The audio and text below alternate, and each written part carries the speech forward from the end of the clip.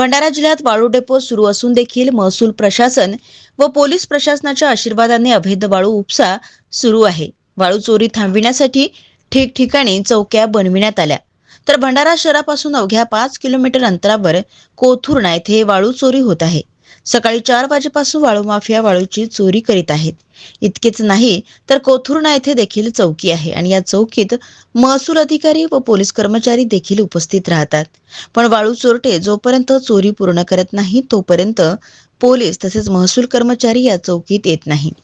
एकदा सकाळचे ट्रॅक्टर बंद होताच पोलीस कर्मचारी व महसूल कर्मचारी चौकीवर तैनात होतात. तर दुसरीकडे चर्चा आहे की 10,000 रुपये प्रति ट्रॅक्टर महिना पोलिसांना दिला जातो.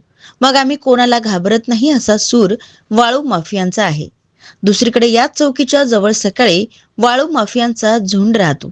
मग पोलीस प्रशासन काय करतो असा प्रश्न देखील या निमित्ताने उपस्थित होत आहे.